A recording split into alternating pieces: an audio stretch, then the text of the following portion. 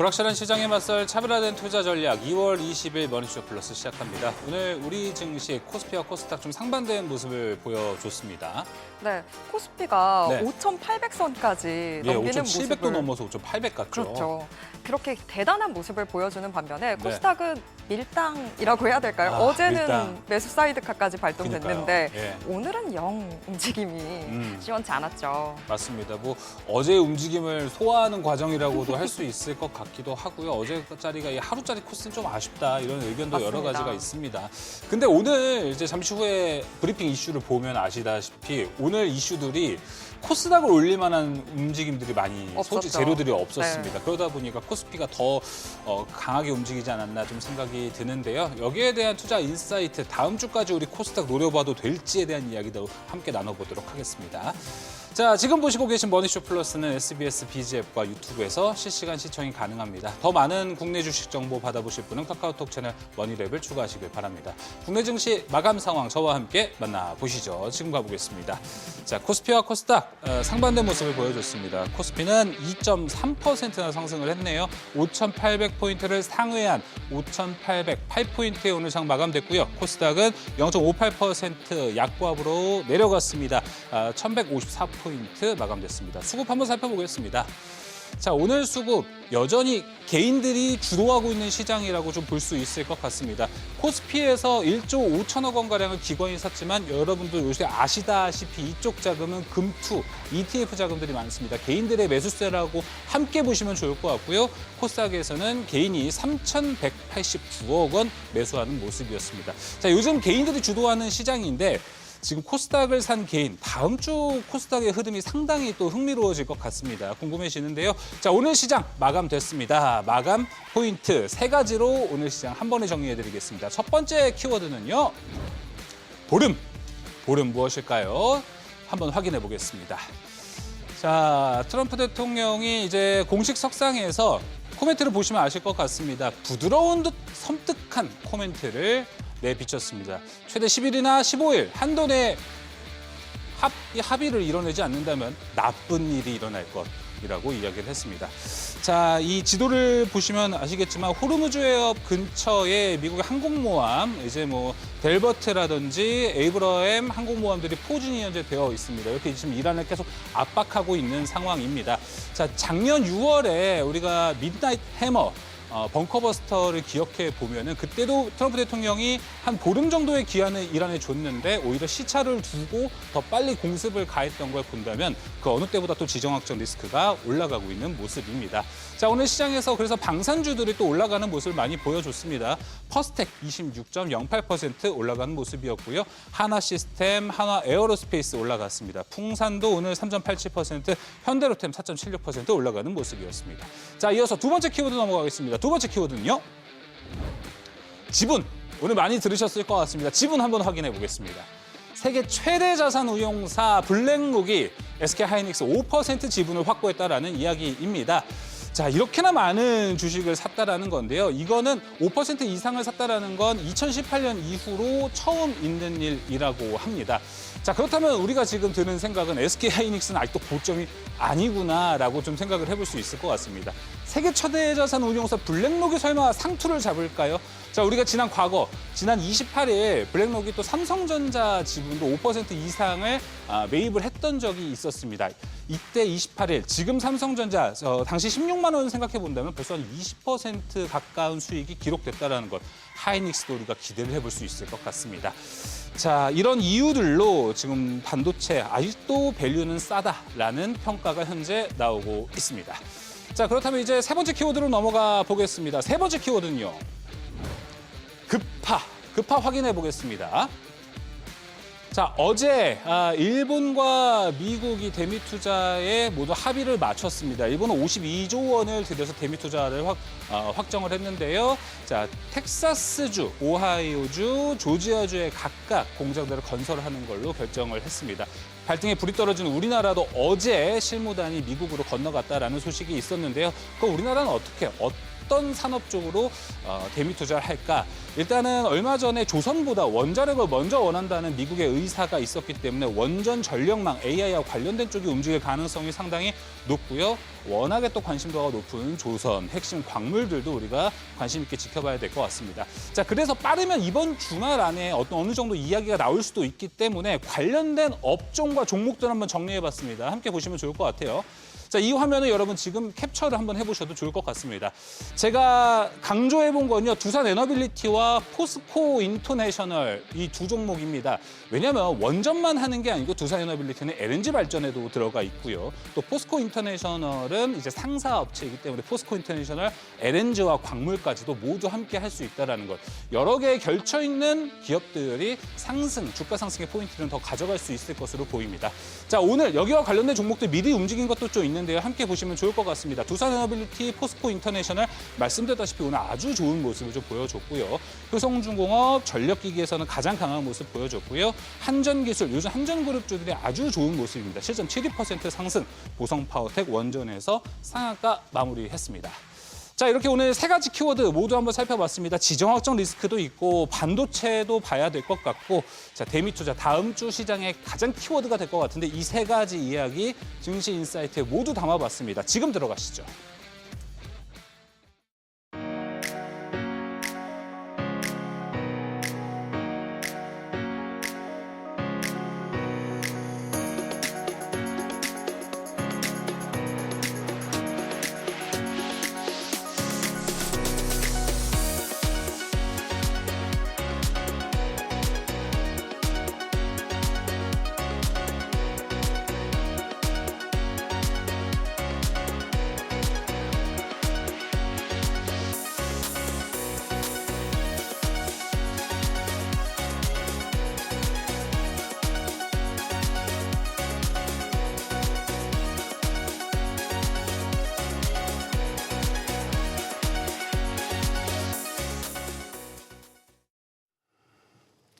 개장 후에 오늘도 동반 상승세를 이어갈까 싶었던 우리 증시 혼조로 장을 마쳤습니다. 코스피는 강세를 보이면서 오늘도 사상 최고치를 경신했습니다.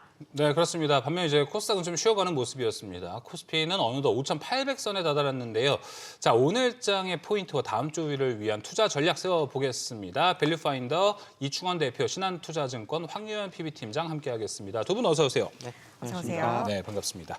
자, 먼저 이충원 대표님, 오늘 코스피는 5,700을 넘어서 5,800도 돌파해낸 모습 보여줬습니다. 코스닥은 반면에 좀 상반된 모습이었는데 오늘 시장 어떻게 보셨습니까?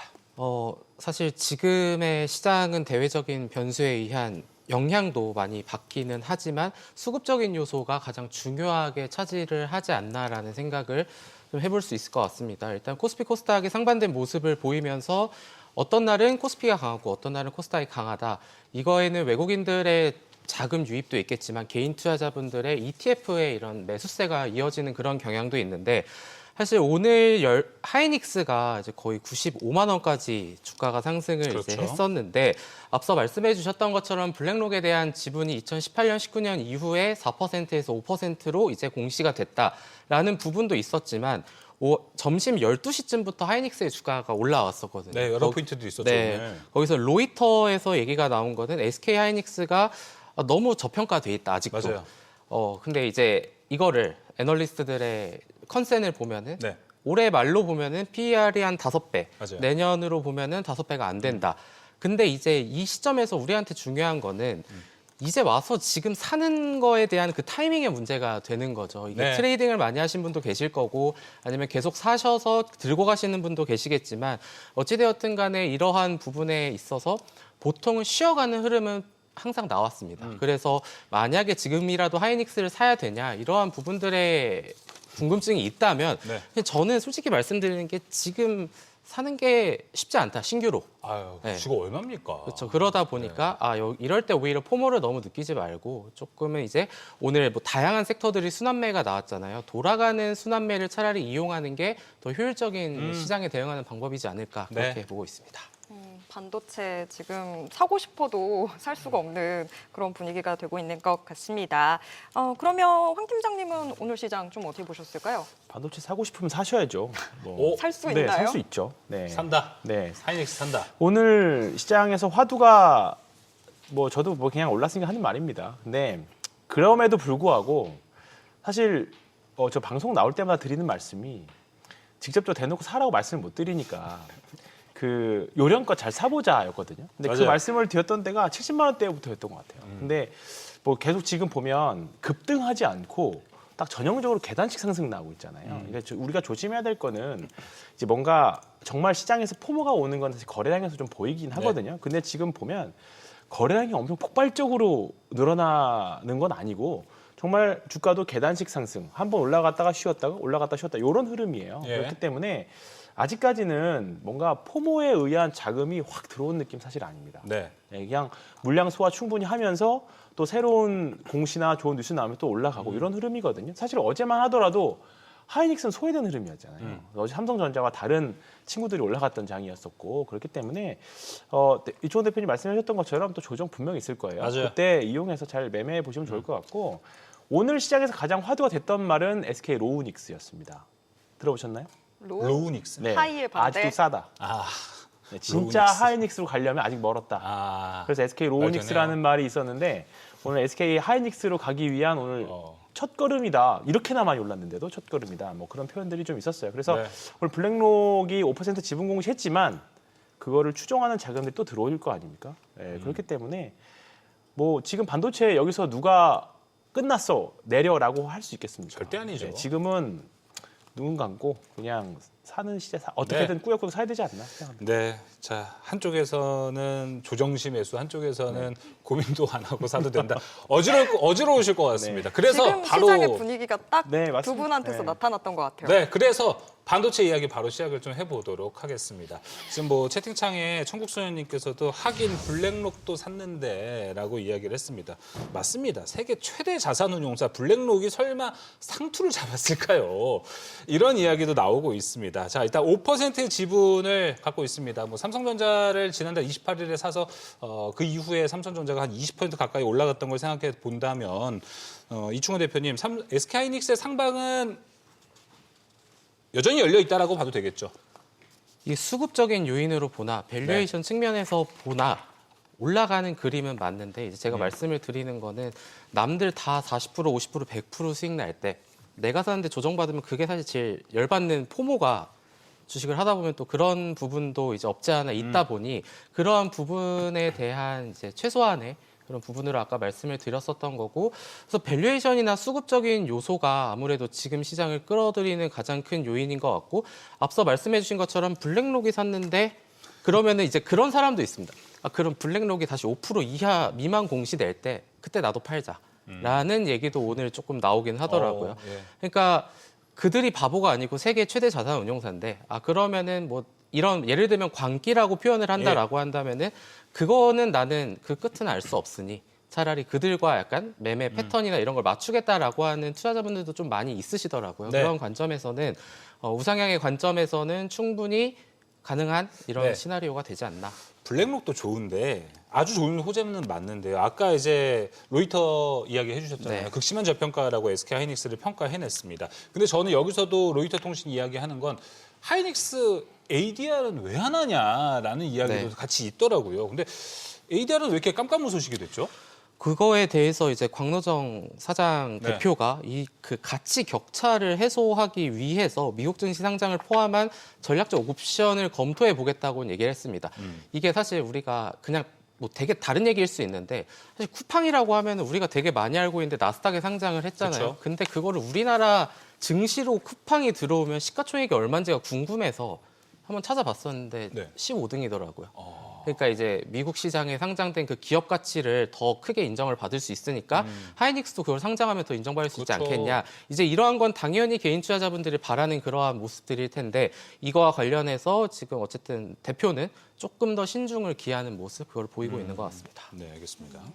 근데 지금 블랙록 이야기에서 계속 연장을 해보면 반도체 수급의 주체가 이제는 외국인으로 좀 넘어가는 건지 이 부분도 좀 궁금해지거든요.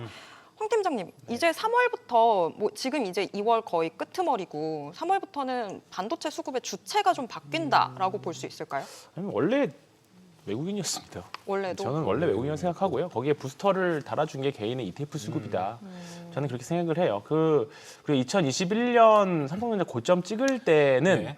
펀더멘탈보다는 유동성의 힘이었기 때문에 언제든지 유동성이 꺾이면 빠져나갈 수 있는 환경이었어요. 근데 지금은 펀더멘탈도 있는 상태에서 유동성까지 붙여준 거잖아요. 그러니까 미국 시장과 우리나라 시장이 확실히 좀 다른 모습을 보여주는 것도 개인의 힘 당연히 영향이 있다라고 예. 봅니다. 근데 이제 그때의 경험 때문인지는 몰라도 개인 투자자분들이 굉장히 좀 떨어질 때 매수하고 올라가면 좀 팔고 이제 그런 전략적인 좀 매매들을 많이들 하시는 것 같아요. 그래서 그 과정에서 전반적인 수급들이 올라가면 좀 소화도 하고 내려오면 또 다시 들어오고 그런 네. 과정들이 일단은 그 수급의 선순환이 일어나는 것 같고 기본적으로 올해 그리고 내년까지 실적에 대한 담보가 그렇게 매매를 하게끔 해주는 근본 요인이지 않을까 싶습니다. 이제 물론 여러 가지 이유로 인해서 나중에 혹시나 뭐 증설이 너무 과하게 돼서 공급 과잉이 나온다던가 뭐 이제 하이퍼스케일러들이 투자한 부분들을 실행을 안 한다던가 그런 리스크는 좀 가지고 있지만 지금 하이퍼스케일러들 입장에서도 그렇게 못한다면 정말 과거에 닷컴 때 사라졌던 여러 기업들과 같이 운명이 될 수도 있거든요. 네. 네, 아마 미국 정부도 미국 당국도 이거 자체를 원하지 않을 겁니다. 지금 뭐 M7 중에 하나라도 없어졌을 경우에 미국 경제에 미치는 효과가 어마어마하게 할 거기 때문에 아마 그렇게까지 가지 않기 위해서 과거에 수많은 그런 사례들이 있었기 때문에 예. 그렇게까지도 가지 않을 거라고 봅니다. 그렇기 때문에 지금은 어떻게 보면 반도체가 가장 필요한 거고 미국에서도 하드웨어만 올라가고 칩 쪽만 올라가고 맞습니다. 있는 거잖아요. 그렇기 때문에 그 수혜를 오롯이 일단은 우리나라가 다 받고 있는 거 아닌가 그렇게 생각합니다. 네. 일단은 뭐 요새 뭐 반도체 워낙에 뭐 디램 가격 올라가고 있다, HBM으로 경쟁이 네. 치열하다 이런 내러티브들로 올라가고 있습니다. 황현 팀장님 보셨을 때 당분간도 계속 이런 흐름으로 갈 것 같으십니까? 이런 블랙록 같은 이슈는 오늘 보너스로 한 번씩 네. 튀어나오고. 일단은 1분기 작년 4분기 실적 발표는 잘 넘어갔죠. 네. 그리고 이제 우리가 확인해야 될 거는 올해 1분기 아마 2분기 실적까지일 것 같은데 지금 뭐 말씀드렸던 것대로 하이퍼스케일러 계속 지금 반도체가 필요하고 그쵸. 에이직 칩을 만들든 엔비디아가 칩을 만들든 네. 그다음에 또 삼성은 또 파운드리까지 있잖아요. 그러니까 기존에 있었던 HBM 논리에서 디램이 붙었고 이제는 낸드까지 붙어주는 양상이거든요. 네. 그러면 거기다 삼성전자는 플러스 낸드 그 파운드리까지 붙어주는 부분들이기 때문에 사실 저는 개인적으로는 삼성전자가 지금보다 룸이 훨씬 더 많이 있다라고 봅니다. 맞아요. 파운드리가 잘 된다는 전제하에. 그러니까요. 근데 뭐 어쨌든 HBM 시장에서 HBM4 시장에서는 또 다른 겁니다. 네. 삼성전자가 더 잘할 수도 있고. 근데 어쨌든 간 삼성전 3, 2에서 4까지 간다면 아직까지는 마이크론이 시장 파일을 뺏어올 여력이 아직은 좀 덜하지 않나. 그래서 올해 상반기까지는 반도체 빼고 이야기할 수 있을까? 네, 생각이 그렇죠. 듭니다. 알겠습니다. 계속해서 시장의 중심은 반도체로 좀 상반기까지 저희가 좀 봐야 될 것 같습니다. 네, 그래서 이충호 대표님 조금 더 궁금한 건 이게 제가 한 작년 연말 그리고 1월까지는 네. SK 하이닉스 대 삼성전자 이런 질문은 이제 너무 식상하고 별로 투자 포인트가 안 될 것 같다라고 해서 방송에서 잘 안 했어요. 네. 근데 이게 2월 정도 들어서서 주가 추이를 보니까 이제 또 한번 갈라봐야 되나라는 생각이 들더라고요. 왜냐하면 오늘 하이닉스가 오르긴 했는데 최근에 삼성전자 퍼포먼스가 네. 더 좋았어요. 지금은 뭔가 두 개를 좀 갈라볼 수 있습니까? 굳이 지금 시점에서는 상관관계는 둘이 비슷하다라는 관점으로 물론 이제 다 다를 수는 있겠지만 네. 실적에 대한 추정치나 방향성은 다를 수 있겠지만 근데 지금 시장을 항상 이제 수급으로 얘기를 하는데 결국은 다 매수를 하잖아요. 근데 참 신기한 부분은 네. 삼성전자 하이닉스 뭔가 외국인이 많이 샀을 것 같은데 2월 달에 누적을 보면은 삼성전자 하이닉스를 외국인이 10조 원을 매도했거든요. 그런 맞아요. 것들 이제 개인과 이제 기관 금융 투자를 위시한 ETF 레버리지 이런 부분들에 의한 이제 주가가 상승 끌어올린 그런 모습들이 있기 때문에 어차피 모르겠으면 사실 지금 시장에서는 ETF가 제일 오. 소외되지도 않고 그리고 하나만 다 잘 갈 수도 없고 다 커버할 수 네 있는 그런 관점에서는 예. ETF가 좀 괜찮은 대안이다라고 보고 있습니다. 반도체 ETF 투자 네. 아이디어까지 들어봤습니다. 네, 반도체 이야기 이쯤에서 좀 정리를 해보도록 하겠고요. 다음 섹터 넘어가 보도록 하겠습니다. 지정학적 리스크를 타고 오늘 방산, 조선, 정유주 뭐 줄줄이 다 강세였는데요. 위기가 기회일지 하나하나씩 좀 따져보도록 하겠습니다. 이 대표님, 일단은 저희가 트럼프의 발언 요거부터 좀 속내를 좀 봐야 될 것 같아요. 사실 네. 트럼프가 예상하기는 힘들지만 일단 10일이라는 숫자를 얘기를 하긴 했는데 저희가 이거 어디까지 좀 들어야 될까요? 걸러 들어야 하는 건지. 이게 좀 약간 지정학적 리스크라는 점에서는 좀 다를 수는 있는데 그 지정학적 리스크를 해소하려고 했었던 러시아와 우크라이나를 보면은 맨날 언제까지 해라, 크리스마스 이브까지 해라 해놓고 맨날 다 지나왔었거든요. 타코의 모습도 네. 보여주고. 그러다 보니까 물론 이제 이거는 긴장감이 고조된다는 관점에서는 우리가 쉽게 예단을 할 수는 없으나 이게 아직은 시장에서 드라마틱한 변수로 작용을 하고 있지는 않지만 반면에 또 언제든 작용할 수 있다라는 약간 뇌관의 느낌으로 네. 참여자들이 좀 걱정을 하는 그런 그림이지 않나. 이거에 따라서 오늘 방산주들에 대한 주가도 상승을 했으나 최근에 약간 이번 달 굉장히 조용했었던 대외 변수 중에 중요한 것 중에 하나가 또 환율이었는데 요즘 또 환율 얘기 안 나오거든요. 이런 부분들이 부각이 된다라고 한다면은 또 외국인이나 이런 기관 투자자들의 투자 대응 방법 이런 것들의 수급적인 요인으로 좀 연결이 될 수 있고 예. 그래서 사실 뭐 하나 시스템이나 뭐 유도무기 체계 수출 그렇죠. 가능성 이런 것도 좋지만 오늘의 상승은 이런 글로벌 지정학적 리스크에 의한 약간 좀 트레이딩성 매매로 좀 상승을 했다라고 좀 봐야 될 것 같습니다. 맞습니다. 최근에 뭐 좀 러시아 우크라이나 전쟁이 있던 지 몇 년 됐습니까? 네. 시장도 어떻게 보면 좀 면역이 전쟁과 관련된 쪽에는 면역이 되는 부분도 없지 않아 있기 때문에 일단 일시적으로 올라갔다 이 부분을 좀 봐야 될 것 같습니다. 근데 이제 그중에 오늘 크게 올라갔던 건 뭐 정유주도 올라갔고요, 방산 기업들이 많이 올라갔는데 황교안 팀장님 정유 쪽 보면은 네. 여기가 이벤트로 이렇게 하루 반짝하고 올라가기보다는 최근에 뭐 마진 개선 네, 맞습니다. 이야기도 같이 나오고 있잖아요. 지금 오늘 보니까 WTI 유가가 어느덧 60달러를 상회하고 있는 게 네. 한 달이 됐더라고요. 이런 단기 급등은 정유주들에게 또 잠깐의 수혜도 되지 않습니까? 일단은 저는 지정학적인 리스크로 주가가 빠지면 네. 이번에는 무조건 사야 된다. 네. 정유주들? 네, 아니요. 뭐가 됐든. 아, 예. 그렇게 생각을 합니다. 일단은 정유주를 본다라기보다 오히려 지금 이제 정유주들은 좀 이 이벤트를 통해서 매도를 해야 되는 시점이라고 일단은 봐요. 그러니까 네. 시장이 전체적으로 올라가는 상황에서는 당연히 정유주도 최근에 말씀하셨던 대로 한 올해 작년 말부터 마진 개선부터 시작해서 이야기 네. 나왔던 부분들로 인해서 뭐 스물스물 다 올라왔지만 뭐 코스피 종목 중에 사실 대형주식이 안 올라온 건 없으니까 맞아요. 뭐 그 정도 올라온 정도로 일단 보시는 게 좋을 것 같고요.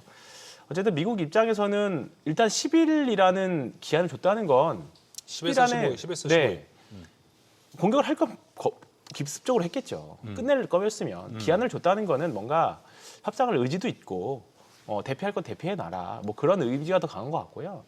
미국 입장에선 지금 유가 상승이 별로 달갑진 않을 겁니다. 아, 일단 WTI나 간밤에 한 2% 정도 오르긴 했습니다만 지금 어떻게든 인플레 잡아가지고 금리를 내리려고 하는 판국에 트럼프가 결국은 다시 또 금리를 올릴 수 있는 행위를 한다. 사실 이율배반적인 거거든요. 그렇기 때문에 결국은 뭔가 사단이 나더라도 네. 지난번에 베네수엘라 사태처럼 어차피 AI가 또 투입될 거지 않겠습니까? 정말 초단시간에 끝날 확률이 높다라고 봐요.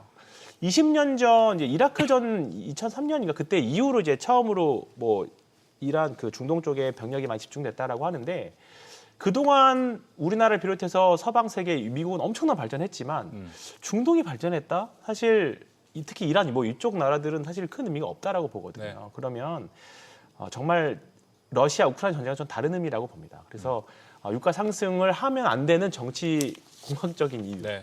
그 다음에 AI 등장 이런 부분들 때문에 이런 지정학적인 리스크로 인해서 주가가 발생한다면, 뭐 하락이 발생한다면 매수일 확률이 좀 높다라고 보고요. 그렇죠.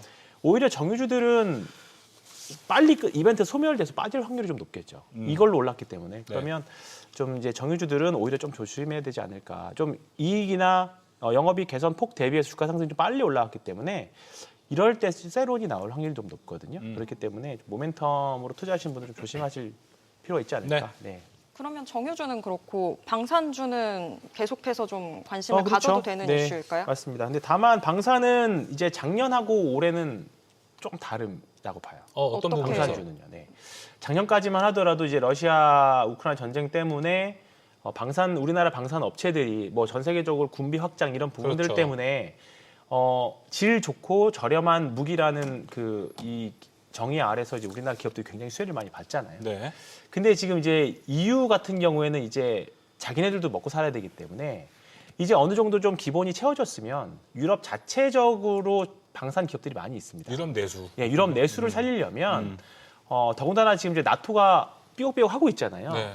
그래서 좀 자기네들끼리 단결을 하려면 정말로 엄청난 메리트가 있지 않고서는 저는 이제 유럽 쪽에 있는 기업들이 좀 방산 내수 확장에서는 좀 수혜를 볼 수 있다라고 봅니다. 그렇죠. 그래서 중동이나 동남아시아 쪽으로 좀 수혜가 있을 수 있는 방산주들은 괜찮겠지만 네. 유럽 쪽에 수혜가 작년에 나왔다 그래서 그 수주가 나왔다 그래서 올해 또 나오겠다 그런 부분들은 조금 물음표가 좀 저는 있을 수 있을 것 대표적으로 같아요. 폴란드 있잖아요. 네, 폴란드 같은 폴란드가 기업들죠. 그러면은 네. 사실 폴란드도 봤을 때는 우리나라 무기 사는 게 더 싸지 않을까요? 그렇죠. 근데? 네, 근데 저는 나토 그 안에 있으면 지금 이제 유럽 국가들이 생각보다 지금 그 난민들 받아주고 그다음에 생각보다 지금 하이테크 기업들이 사실 하나도 없는 상황이잖아요. 예. 또는 하이테크 기업들을 또 미국이 다 사갔습니다. 지금 그렇다 보니까 지금 노령화되고 인구들은 노령화되고 그렇다 보니까 지금 미국 유럽 경제도 사실 말이 아니거든요. 예. 그렇기 때문에 뭔가 이런 내수 촉진 차원에서는 가격만 보면 말씀하셨던 대로 가격만 보면 그럴 수 있지만 유럽 국가들의 뭔가 내수를 위해서 유럽이 하나 유럽으로 계속 가려면 일정 부분은 조금 유럽 안에 있는 기업들이 수혜를 좀 보지 않을까 생각이 듭니다. 그래서 방산 기업들은 올해 선별적으로 좀 볼 필요가 있다 생각합니다. 오히려 그럼 중동 수출하는 기업들도 좀 네. 눈여겨봐도 좋을 것 네, 같네요. 그렇습니다. 저는 네. 다른 쪽으로 보시면 될 것 예, 같습니다. 알겠습니다. 이충호 대표님은 올해 여전히 방산은 꾸준히 가져갈 섹터라고 보십니까? 여기도 아니면 좀 선별적인 뭔가가 필요하다고 보십니까?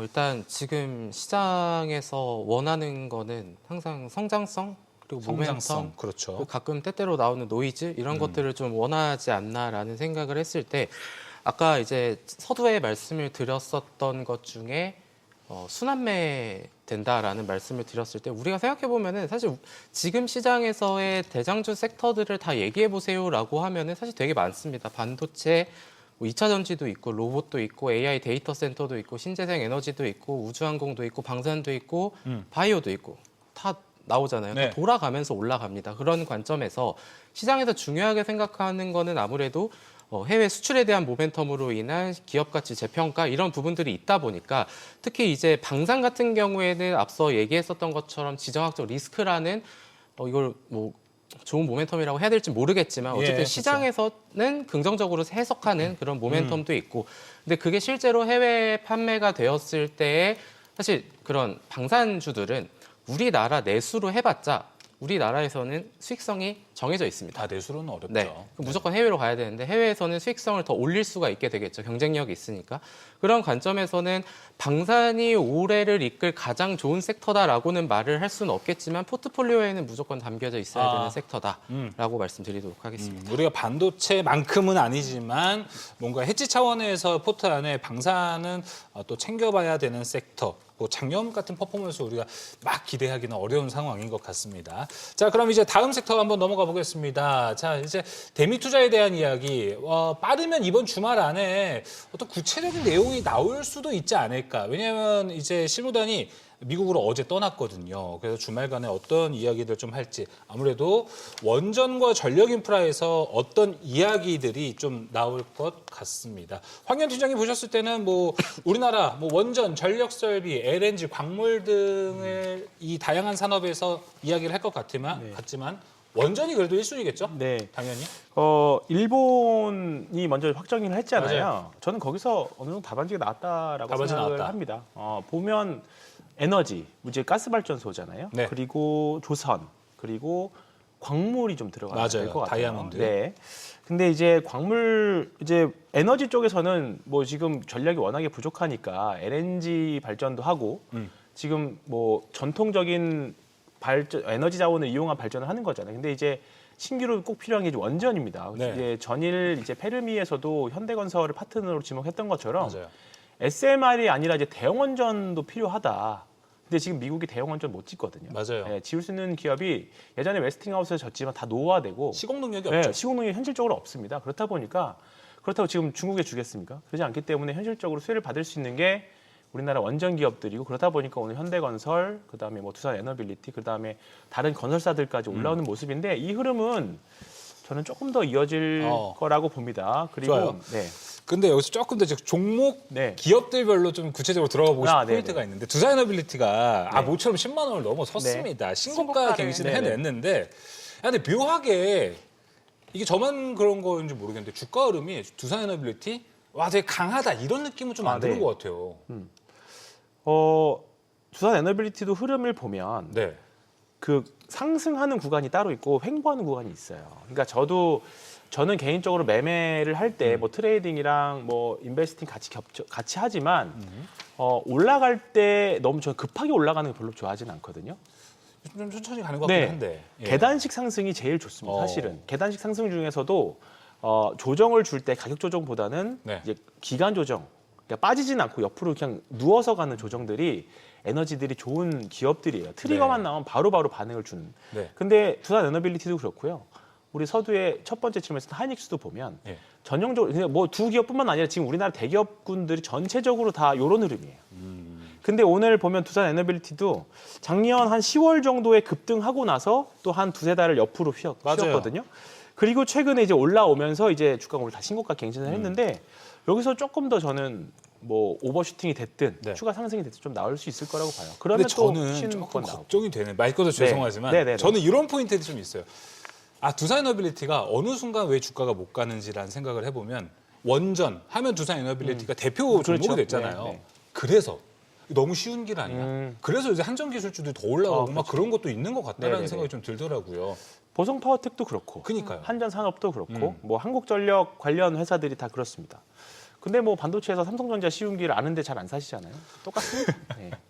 지금은 어쨌든 수급으로 가는 장이고 업종 대표주들은 네. 일단은 되게 중요한 길목들마다 있어요. 그렇기 때문에 그리고 지금 뭐 지금 우리나라 시장을 이끌고 가는 종목들을 보면 다 트리거들이나 모멘텀들을 다 가지고 있습니다. 네. 네, 그래서 광물 쪽도 마찬가지고 조선도 최근에 조금 격하게 쉬긴 했습니다만 이제 흐름을 좀 좋아지고 있는 흐름이거든요.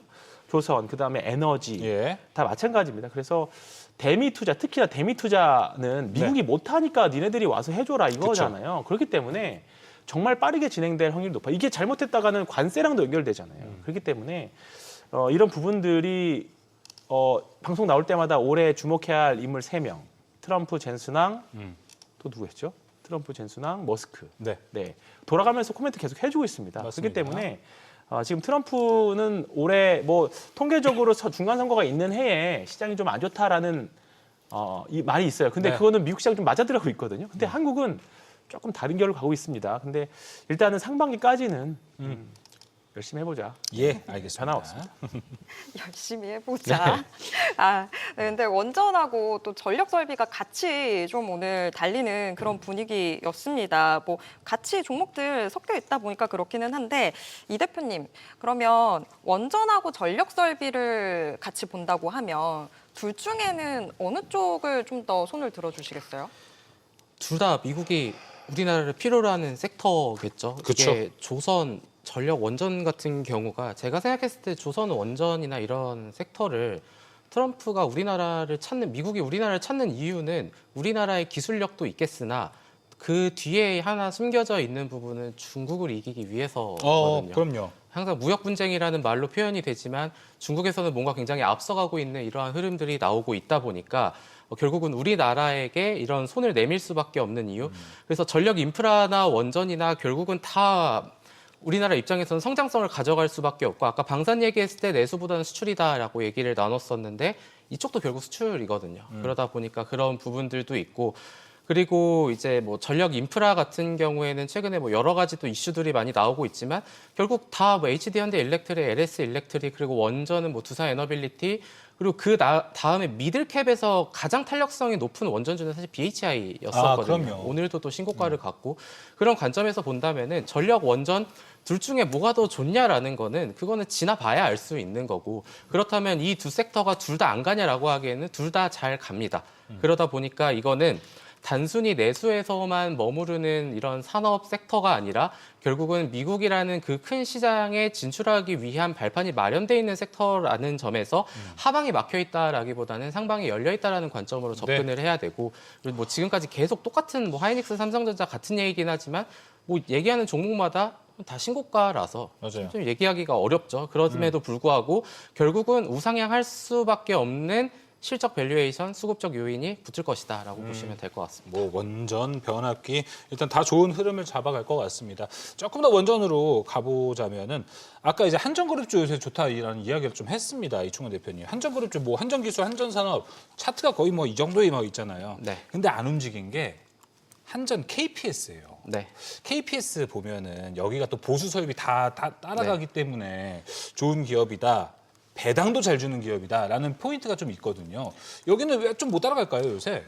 뭐 여러 가지 요인이 있을 수 있는데 우리가 반도체도 얘기하면은 뭐 소재가 있고 장비가 있고 뭐 다 있듯, 그리고 원전 같은 경우에도 앞서서 지을 때 들어가는 게 있고 뒤에서 이제 그 유지나 이런 시공을 하는 게 네. 있고 나중에 정비하고 다 이제 그렇죠. MRO나 다 여러 가지가 있거든요. 근데 그러다 보니까 이 회사는 유지 보수라는 거는 이게 반대로 생각하면은 설치가 된 이후에 되는 거잖아요. 그러니까 이게 앞단에서 이루어지는 게 아니라 다 완성이 되는데 우리가 원전이라는 거를 짓는 게 1, 2년 아파트처럼 될까요? 그것도 10년인데 네. 이건 더 뒤에. 네. 근데 지금 얘네도 빨리 지금 밸류에이션을 끌어왔을 때는 인정이 되는데 시장에서 통용하는. 근데 이거 5년, 10년 뒤 거를 지금은 좀 많이 아직은 좀 되나? 이르다. 네, 이제 그런 부분들로 인해서 네.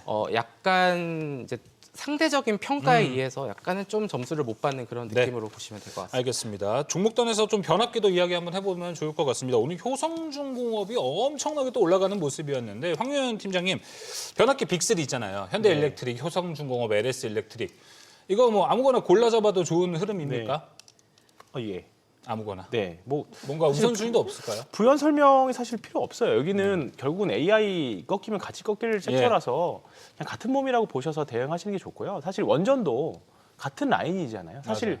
실적 단어를 보면 원전을 좀 많이 땡겨온 경험은 있어요. 그렇죠. 네, 유동성이 있으니까 이런 부분을 지금 현재 용인해주는 부분들인데 지금은 같이 큰 섹터로 AI 하드웨어, 데이터 센터 이런 부분들이 이제 투자를 하고 짓는 과정이잖아요.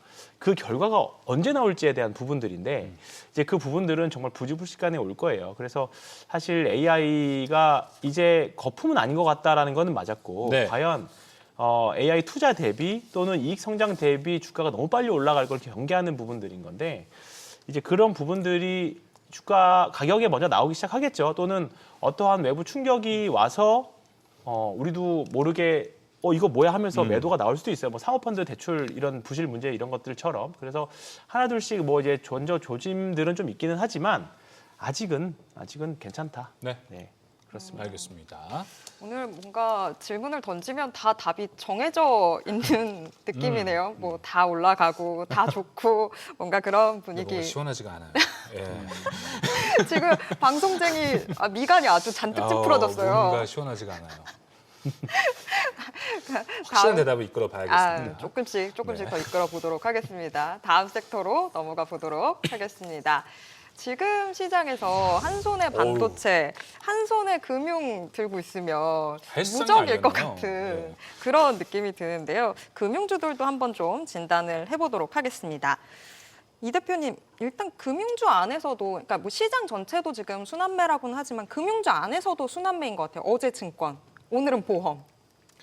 네, 증권주들은 사실 이슈가 굉장히 많아 왔었고 특히 미래에셋 증권에 의해서. 그렇죠. 근데 이제 오늘 보험주들이 이렇게 또 올라왔습니다. 자사주도 사실 오늘 미래에셋 생명만 본다고 하더라도 자사주가 이제 26.3% 정도 있고, 그러다 보니까 그동안에 못 올라왔었던 이제는 이쪽도 가야 된다라는 얘기가 있는 것 같은데, 하나생명이 사실 개인적으로 좀 제일 흥미로웠었던 거는 어제 종가가 5,080원이었는데 지금 당국에서 가장 강하게 얘기한 게 액면가보다 낮으면 상패다라고 했잖아요. 맞아요. 근데 하나생명 액면가가 5,000원이었거든요. 이게 생각이 약간 전혀 약간 그래서 저는 하나생명은 오늘 좀 굉장히 흥미로웠고, 물론 이제 뭐 하루 이틀 내려간다고 해서 하는 건 아니지만 오늘 이 영향은 좀 하나생명이 있지 않았나라는 개인적인 그런 생각을 했습니다. 그래서 뭐 SK증권도 동전주였잖아요. 네. 그래서 약간 좀 그런 부분들 그래서 찾아보니까 액면가 미만은 코스피 코스닥 상관없다라고 또 이제 얘기를 했다고 합니다. 그래서 결국은 자사주가 많은 비율들 사실 그동안에 증권주만 많이 부각이 됐고 지주사들이 항상 부각이 되었었는데 오늘은 그거에 따른 뒤늦은 키 맞추기가 나온 그런 상황이라서 뭐 이거에 대한 흐름은 계속 될 수 있는지는 네. 좀 지켜봐야 될 것 같습니다. 그러니까 우리가 이제 뭐 지주사들 올라갈 때 자사주 소각 이야기 할 때 은행주 올라가고 증권주 올라가고 막 둘이 쭉 올라가다가 마지막에 이 생명보험 쪽으로 한 바퀴 간단 말이에요. 네. 그러다 보니까 생명보험이 트레이딩하긴 좋아라고 생각하기 좀 어려울 것 같아요. 사실 이게 보험사를 주식으로 매매하는 거는 생각보다 그렇게 많이 없을 가능성이 높다고 저도 봐요. 그럴 것 같아요. 네, 그래서 실제로 뭐 삼성생명이나 이런 부분들 보면은 대부분은 이제 기관 투자자들의 매수세가 최근에 많이 유입이 되긴 했었거든요. 물론 다 종목마다 다르긴 하겠지만, 네.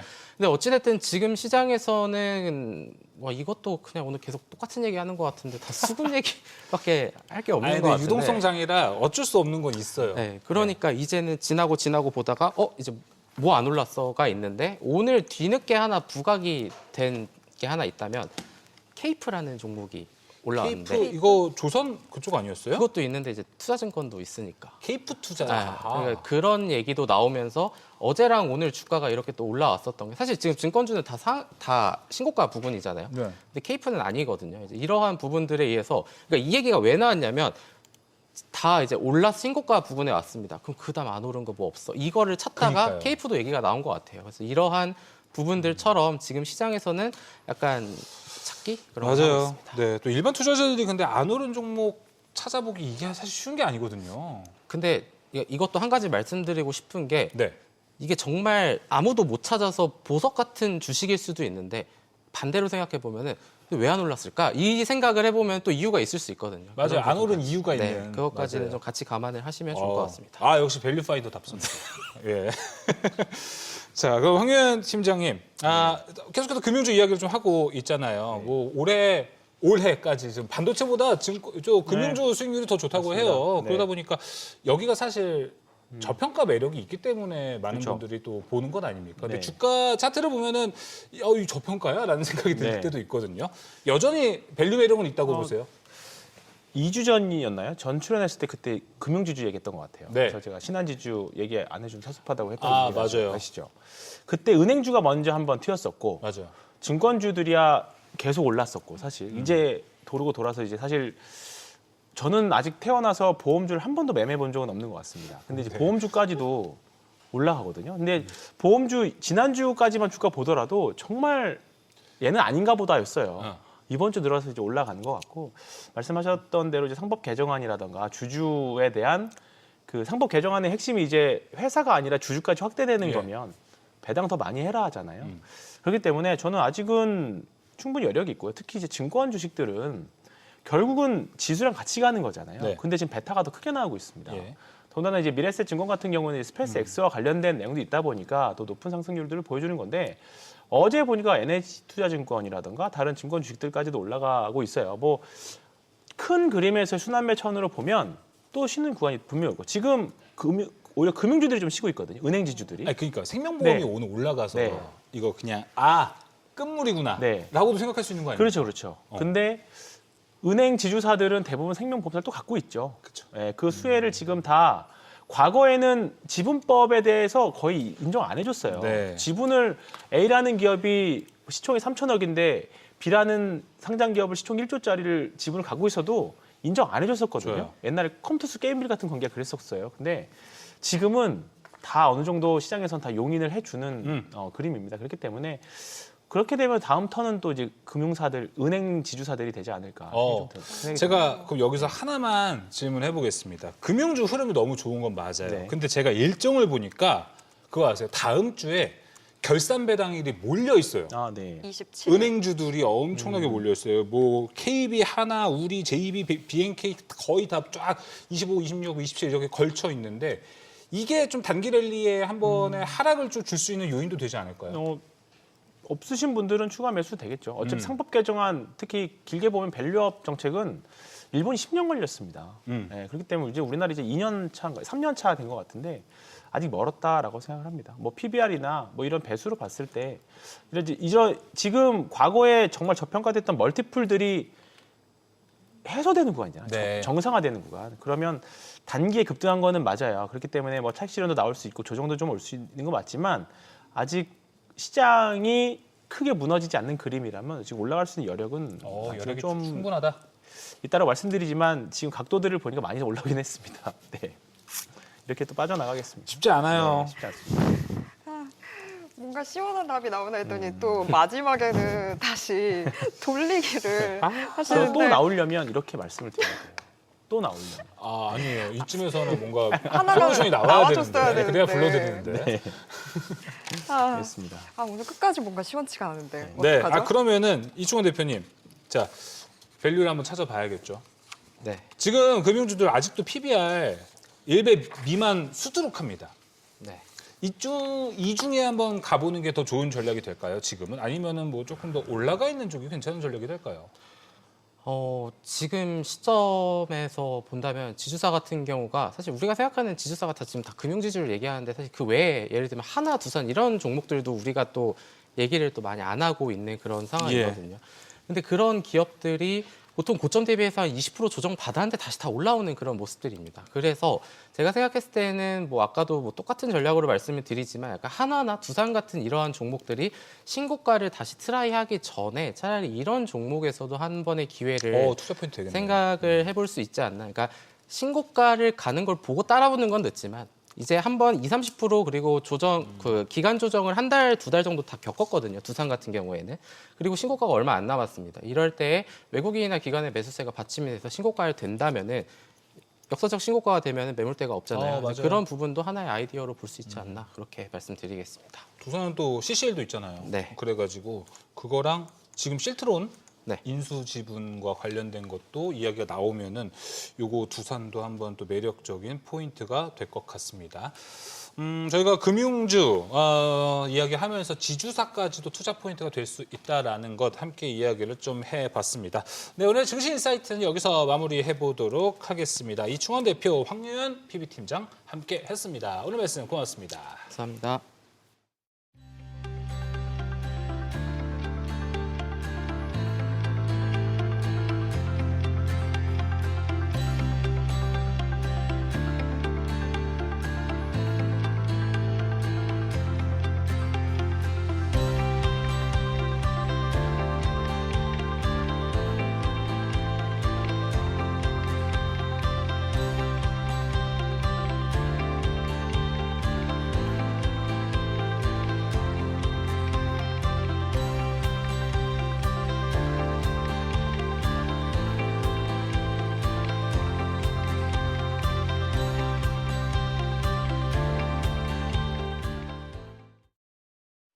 애프터마켓 브리핑입니다. 오늘 코스피는 이란의 지정학적 리스크와 AI 우려에도 불구하고 2% 넘게 오른 5,808선에서 마감했습니다. 반면 코스닥은 0.58% 떨어지며 1,154선에서 거래 마쳤는데요.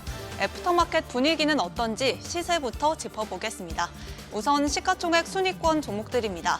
반도체 투톱 정규장에서는 엇갈린 흐름을 보였는데 현재 애프터마켓에서는 두 종목 모두 상승 흐름 보여주고 있습니다. 삼성전자는 19만 원 선 다시 탈환했고요. 현재 0.11% 오름세 보여주고 있습니다. SK하이닉스는 6% 가까운 상승률 보여주며 94만 7천 원에 거래되고 있습니다. 현대차 0.78% 밀리며 50만 9천 원에 거래되고 있고요. LG에너지솔루션은 0.62% 내림세입니다. 40만 1천 원에 거래되고 있습니다. 다음으로 상승률 1위에서 5위 종목들도 함께 보겠습니다. 그간 상대적으로 눌려있던 보험주들이 오늘 강세입니다. 정규장에서는 상한가를 찍은 보험주 종목들이 속출했죠. 미래에셋생명 현재 상한가 풀리지 않고 있습니다. 12,400원이고요. 또 현대해상도 강세입니다. 자사주 보유 비중이 높아서 상법 개정 기대가 많고 강세 계속 이어가고 있습니다. 또 정규장 마감 후 현대해상은 더 뜨거운 시세를 보여주고 있습니다. 그리고 대미 투자 프로젝트를 위해 실무단이 미국으로 향한 가운데 키워드는 조선과 원전으로 보이죠. 조선 기자재 관련주인 현대힘스, 현재도 오름세입니다. 현재 13% 넘게 올라가며 2만 50원에 거래되고 있습니다. 그리고 애경산업 같은 경우는 태광그룹과 매각 합의에 성공했고 또 인공피부 연구도 성과를 내면서 주가도 함께 올라갑니다. 더블 모멘텀으로 정규장 마감 이후 주가가 더 뛰고 있는데 현재는 19% 넘게 올라가며 16,740원에 거래되고 있습니다. 움직임 계속 지켜보셔야겠습니다. 그리고 현재 순위권에서 밀려난 SL은 삼성증권이 배당도 많이 주는 로봇주로 평가하며 상승세 이어가고 있습니다. 이어서 하락률 순위권 종목들도 함께 보겠습니다. 한화솔루션은 최근 10일간 100% 넘게 오른 종목인데 오늘은 빠지고 있습니다. 한화솔루션 현재 8.89% 내림세입니다. 53,300원에 거래되고 있습니다. 하나증권에서는 한화솔루션 실적 턴어라운드가 본격화될 거라고 했지만요. 더 확실한 주가 상승을 위해서는 팬덤셀 양산 계획 그리고 태양광 모듈 ASP의 상승폭이 구체화될 때까지 지켜보셔야겠습니다. 이외에도 정규장 마감 후에는 코스메카 코리아가 크게 밀리고 있습니다. 오늘 실적 발표 후에 9만 1,000원대까지 빠졌는데 어닝쇼크 영향으로 계속 내림세 보여주고 있습니다. 마지막으로 거래량 동반해서 함께 움직이는 종목들도 체크해 보겠습니다. 현대차증권 어제는 크게 올랐는데 오늘은 1.8% 넘게 밀리고 있습니다. 현재 13,550원 부근에서 움직임 보여주고 있고요. 또 두산에너빌리티는 10만 원 굳히기 계속 이어가고 있습니다. 현재 거래가는 10만 3,600원입니다. 삼성전자 현재 시세는 19만 200원입니다. 이렇게 애프터마켓 흐름부터 특징주까지 살펴봤습니다. 오늘 밤 열리는 뉴욕 증시는 안자은 캐스터와 함께 대비해보시죠. 지금까지 애프터마켓 브리핑이었습니다. AI에 대한 우려를 간신히 잠재웠는데 또 다른 악재가 나왔습니다. 미국과 이란 간 군사적 긴장이 고조되고 또 블루아울 캐피털의 환매 제한 조치까지 겹치자 투자 심리가 위축됐습니다. 마감 상황 보면 다우 0.54%, 나스닥 0.31%, S&P 500 0.28% 하락 마감했습니다. 시총 상위 종목들 보시면 엔비디아 다음 주 실적 발표를 앞두고 메인 마켓에 이어 애프터마켓에서도 약세 이어갔습니다. 오늘은 아마존의 호재가 나왔죠. 무려 13년 만에 월마트를 제치고 세계 매출 1위로 올라섰습니다. 메인마켓에 이어 애프터마켓에서도 강세 이어갑니다. 0.23% 상승, 이 부분 종목 리포트에서 자세히 짚어드리겠습니다. 시총 6위부터도 보면 메타는 그간 돈만 들고 성과는 안 나왔던 메타버스 사업을 벌이고 이 웨어러블 안경과 같은 기기에 집중하겠다고 밝혔습니다. 이에 메인마켓과 애프터마켓 모두 상승세 보였습니다. 월마트는 오늘 실적을 발표했는데요. 생각보다 낮게 제시된 가이던스에 실망 매물이 나오며 정규장에서 하락 마감했습니다. 다만 이내 저가 매수가 들어오며 애프터마켓에서 0.3% 강세 보였습니다. 이 부분도 뒤에 종목 리포트에서 짚어드리겠습니다.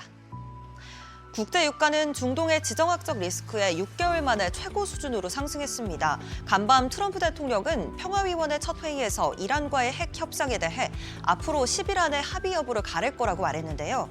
미국이 이란을 공습할 가능성이 높아지면서 유가가 반응했습니다. WTI와 브렌트유 2% 가까이 올랐습니다. 이어서 종목 리포트 살펴보시죠. 월마트는 신임 CEO 체제의 첫 성적표를 공개했습니다. 주당 순이익, 매출 모두 시장 예상치를 상회했습니다. 다만 이제 시장은 과거의 성적보다는 미래 전망에 더 기대를 쏟는 것 같습니다. 월마트가 제시한 1분기와 2027년 가이던스가 시장 기대에 못 미쳤고 이내 실망 매물이 나오면서 정규장 1%대 약세로 마감했습니다. 영원한 1등일 것 같았던 월마트, 오늘은 크게 한 방 당했습니다. 아마존이 처음으로 월마트를 제치고 세계 매출 1위 기업에 올랐는데요. 이 역전극의 동력은 바로 아마존 웹 서비스였습니다. 클라우드와 광고 사업 확장이 외형 성장을 이끈 걸로 확인됐습니다. 아마존, 월마트 둘 다 단순 소매 사업 외 부분에서도 매출이 상당합니다. 월마트는 광고 사업을 육성 중이고요. 아마존의 매출을 더 자세히 살펴보면 배송, 광고, 고객 지원 등을 포함한 제3자 판매자 서비스가 전체 매출의 24%를 차지했고요. 그중 아마존 웹 서비스 비중은 18%를 차지했습니다.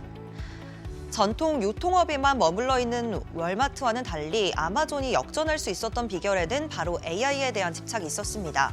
아마존은 자체 개발 AI 모델 이 키로를 도입하고 직원들의 AI 활용도를 인사평가에 반영하기로 했습니다. 미국 IT 전문 매체 디 인포메이션은 아마존이 클래리티라는 내부 시스템을 활용해 이 직원들의 AI 사용 빈도를 추적하고 있다고 보도했는데요. AI를 조직의 전반 생산성 도구로 적극 활용하겠다는 전략으로 풀이됩니다. 이어서 오늘장 주요 일정도 살펴볼까요? 오늘은 12월 PC 가격 지수와 4분기 실질 GDP 성장률이 발표됩니다. 또 S&P 글로벌에서 발표하는 제조업과 서비스업 PMI, 미시간대에서 발표하는 소비자 심리 지수도 공개됩니다. 지정학적 리스크와 사모신용 시장 불안, 여기에 물가 재상승 우려까지 동시에 작용한다면 단기 변동성이 커질 수 있으니 대비하셔야겠습니다. 지금까지 뉴욕 증시 전략이었습니다.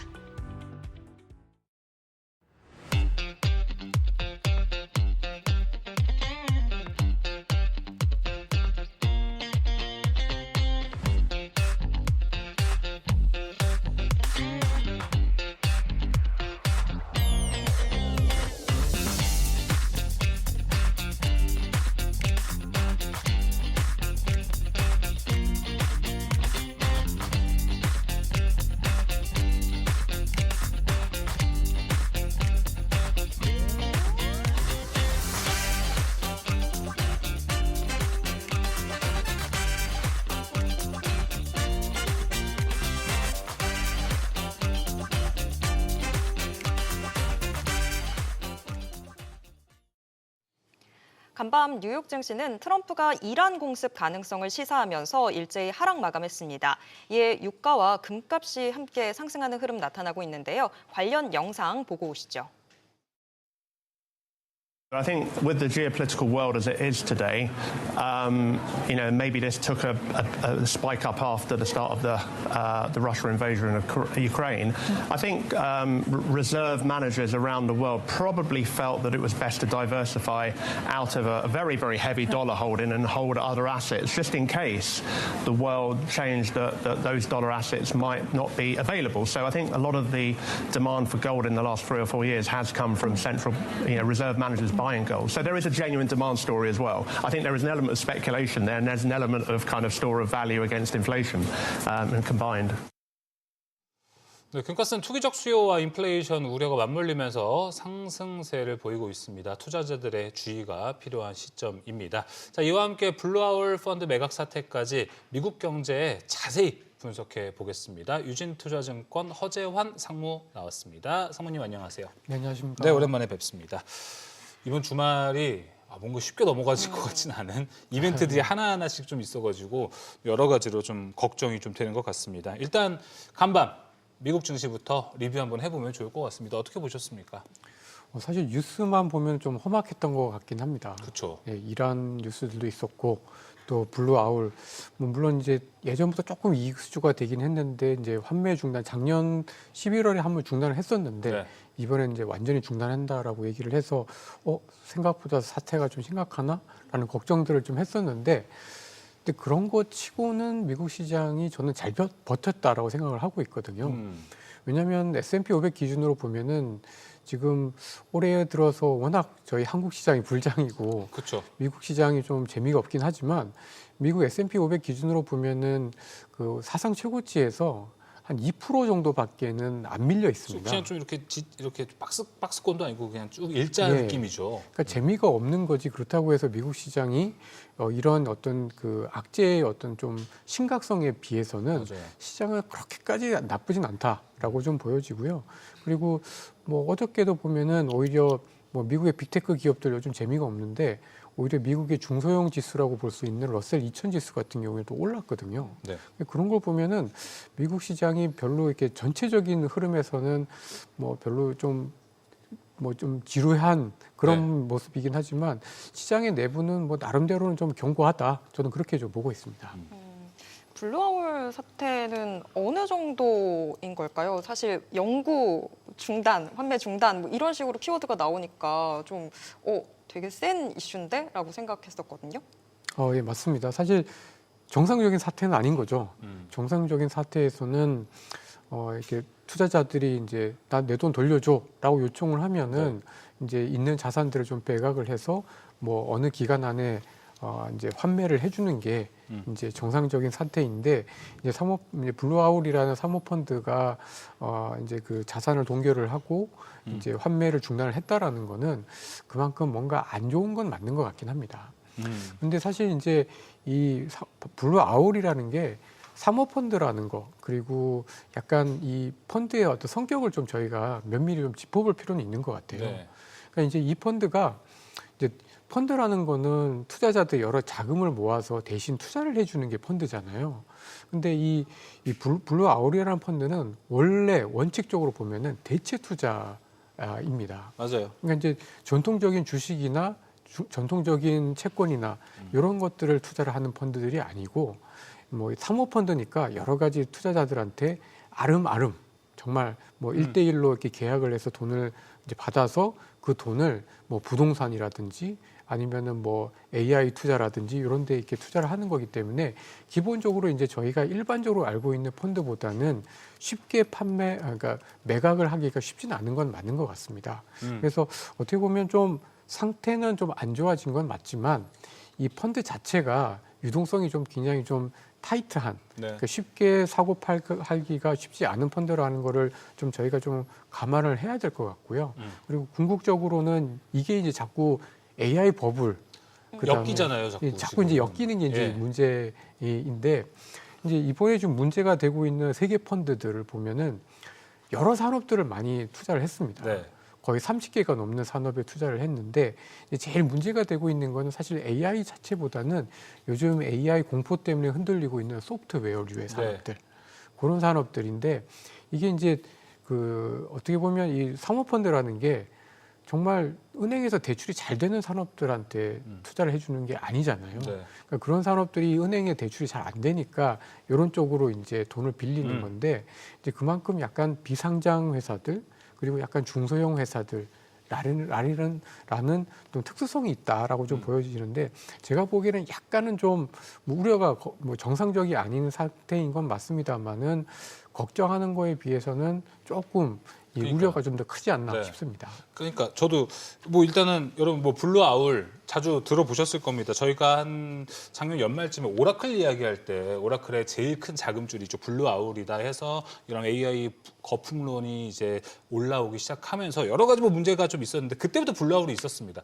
상무님 근데 계속 블루아울에서 어떤 이야기가 나오고 있잖아요. 이거는 지금 AI 거품론은 뭔가 시장에서 아니라고 자꾸 이제 말을 해주는 것 같거든요. 그냥 블루아울 같은 이 사모펀드 기업들의 문제로 볼 수 있지 않을까요? 맞습니다. 얘네만의 문제. 그러니까 이제 지금 문제가 되고 있는 게 이제 소프트웨어류의 산업들이에요. 근데 이제 소프트웨어류의 산업들 그리고 비상장 있는 소프트웨어류의 산업들이 사실은 그 전까지는 되게 성장성에 있어서도 그렇고 굉장히 좀 각광을 받았던 기업들이거든요. 그리고 이 소프트웨어류의 산업들이 갖고 있는 독특한 특성 중에 하나가 구독료를 받아서 그걸로 이제 그 어떻게 보면은 부채를 갚거나 이렇게 해서 수익을 만들어가는. 약간 그 현금 흐름이 나쁘진 않습니다. 근데 지금 최근 들어서 이제 걱정이 되고 있는 거는 요즘에 왜 그 엔트로픽의 그 코워크 플랫폼이 나오면서 이제 이 소프트웨어류의 산업들에 대해서 약간 생존이 좀 위협해지는 잠식되는 거 아니냐. 고유의 업무 영역이 파기가 될 수 있는 영어로 하면은 이제 카니발라이제이션에 대한 걱정들이 커지다 보니까 작년 말부터 이제 그런 산업들에 좀 투자를 해놓은 이 블루아울 펀드에 대한 투자자들이 먼저 이제 조금씩 환매 요청을 했던 거죠. 환매 요청을 했는데 이게 이제 뭐 공모펀드가 아니다 보니까 매각을 하는데 좀 어려움이 있고 그러다 보니까 다른 펀드랑 합쳐가지고 덩치를 키워서 팔려고 했는데 이게 잘 안 됐던 것 같습니다. 그래서 좀 비슷한 측면들도 있고 여러 가지 걱정할 측면들도 있긴 합니다만은 어떻게 보면 이 블루아울이라는 사태가 저는 그렇다고 해서 예전에 뭐 베어스탠스 같은 그런 문제는 아니지 않을까라고 좀 보여집니다. 근데 우리가 과거의 사례가 좀 떠올라서 시장에서는 또 그걸 걱정하기도 하잖아요. 그쵸. 서브프라임 사태 전에 BNP 파리바가 또 이런 일들이 있었다 보니까 그래서 혹시 금융위기의 전조 아니냐라는 시각도 제기되고 있잖아요. 그 부분은 어떻게 보세요? 그러니까 좀 모양은 비슷합니다. 그러니까 이제 베어 스탠스도 두 개의 펀드가 환매를 금지를 하면서 네. 못한다라고 하면서 이게 이제 나중에 문제가 됐었고 이번에도 이제 블루 아울이 자기가 갖고 있는 펀드를 환매가 잘 안 되다 보니까 이제 문제가 생겼다라는 게 하나가 있는 것 같고 또 한 가지는 이제 이 블루 아울이 어떻게 보면 그 프라이빗 그 크레딧 그러니까 민간 신용 대출 시장에 있어서 굉장히 강한 강자거든요. 근데 이제 베어 스탠스 같은 경우에도 그때 당시에 이제 서프라임 그러니까 모기지에 굉장히 좀 강자였었습니다. 그러다 보니까 이거 약간 비슷한 거 아니냐라는 걱정들을 하시는데 가장 큰 차이점은 레버리지와 은행입니다. 네. 그러니까 뭐냐면 베어 스탠스 같은 경우에는 어쨌든 그 서프라임 그러니까 약간 신용 등급이 굉장히 낮은 그 모기지 채권을 바탕으로 한 상품을 가지고 있었고 이거를 베어 스탠스가 판매한 이 펀드를 글로벌 은행들이 다 가지고 있었거든요. 근데 블루 아울은 사실 이제 투자자들이 상장을 해서 이제 거래가 되기도 하고 투자자들이 있긴 합니다만은 기본적으로 이 빚을 가지고 그 레버리지를 일으켜서 대출을 해준 게 아니라 네. 투자자들한테 받은 돈을 가지고 대출을 해준 거기 때문에 이게 신용에 대한 위험이 터질 수는 있어도 그게 일파만파로 이렇게 그 뭐 도미노처럼 이렇게 확산될 수 있는 리스크는 베어 스탠스보다는 확실히 좀 적다. 맞아요. 그리고 이 블루 아울이라는 게 지금 상장되어 있어서 거래가 되고 있긴 하지만 이거를 금융기관들이 가지고 있지는 않거든요. 맞아요. 그래서 좀 모양은 굉장히 좀 비슷하고 그리고 베어 스탠스도 그렇고 블루 아울도 그렇고 약간 그 프라이빗 크레딧 시장 네. 그다음에 파생 상품 부동 모기지 시장을 대표하는 강자가 흔들리고 있다라는 점에서는 되게 유사하다라고 볼 수는 있지만 이게 시스템 전체의 리스크로 퍼지느냐에 대한 문제에서는 상당히 좀 차이가 있다라고 저는 좀 보고 있습니다. 네, 알겠습니다. 지난 이제 베어 스탠스 파산 사태와는 모양은 같습니다. 하지만 안에 있는 갖고 있는 성질이나 성격은 좀 다르기 때문에 아직은 좀 지켜봐야 되고 오늘 미국장에서도 어떤 흐름을 좀 보고 있을지 해석이 어떻게 나올지 한번 보는 것도 중요할 것 같습니다. 이것도 중요하고요. 지금 앞서 저희 증시 인사이트에서도 이제 지정학적 리스크에 대한 이야기를 좀 나누긴 했습니다. 누군가는 이번 주말 트럼프가 결단을 또 내는 것 아니냐. 저번 작년 6월에 있었죠. 오퍼레이션 미드나잇 해머처럼 이런 작전을 또 펼치는 것 아니냐. 또 일각에서는 올림픽을 진행하고 있지 않습니까, 지금. 동계올림픽은 지나고 하지 않을까. 근데 계속해서 이란을 압박하고 있는 모습입니다. 상무님은 좀 어떻게 좀 보고 계세요? 사실 좀 파이낸셜 타임스 같은 언론에서는 21일이 디데이라고 얘기를 했었거든요. 21일 내일이요? 내일이네. 예. 어. 그러니까 이제 지금 올림픽 기간이긴 합니다만은 좀 먼저 공격을 할 수도 있다라는 얘기들이 이미 좀 있긴 했었습니다.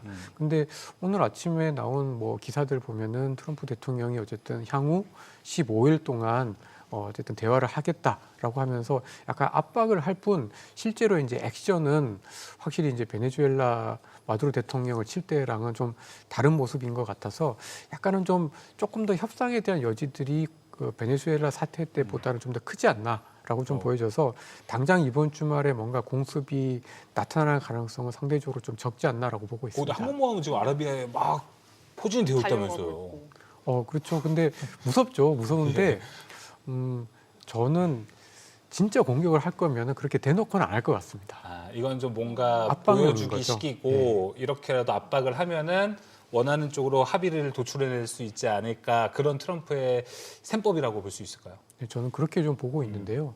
이란이 아시겠지만 핵이 있잖아요. 그러니까 함부로 건드릴 수 없는 상대입니다. 근데 벙커버스터로 그냥 쏘아버리던데요? 네, 그러니까 그런 걸 보면 되게 무섭긴 한데 어쨌든 이 이란 문제는 되게 좀 섬세하게 다루어야 되는 문제인 것 같아요. 그렇긴 합니다. 왜냐하면 이게 단순히 이제 미사일 해가지고 공격을 해서 체제를 무너뜨려서 해결될 수 있는 문제가 아니라 계속해서 두면은 이스라엘과의 어떤 관계들이 더 악화가 되고 이렇게 되면은 트럼프가 제일 하기 싫은 게 미국의 군인들이 중동에 가서 목숨을 잃는 거, 그렇죠. 돈 쓰는 걸 제일 싫어하잖아요. 근데 이거를 잘못 건드렸을 경우에는 더 파병을 해야 되고 더 무기를 많이 써야 되는 문제가 생길 수가 있기 때문에 아마도 이란 문제는 굉장히 좀 세밀하게 좀 조심스럽게 다룰 가능성이 저는 높다라고 보고 있습니다. 근데 트럼프는 중간 선거도 지금 신경을 안 쓰는 건가요? 사실 지금 이 지정학적 리스크랑 연계돼서 유가도 오르고 있고 한데 여태까지 트럼프가 주장했던 것들과는 결이 달라지는 거잖아요. 그러니까 자기 말을 지키고 싶어서 그런 것 같습니다. 그러니까 결국은 유가가 오르긴 올랐지만 뭐 WTI 기준으로 보면은 이제 4불 5불에서 지금 이제 60불대 한 16% 정도 이렇게 올라서 아주 지금 그러니까 이게 실질적으로 미국의 물가에 영향을 주려면 조금 더 이게 장기화돼야 되거든요. 근데 이게 짧게 끝나면은 사실은 큰 문제는 없습니다.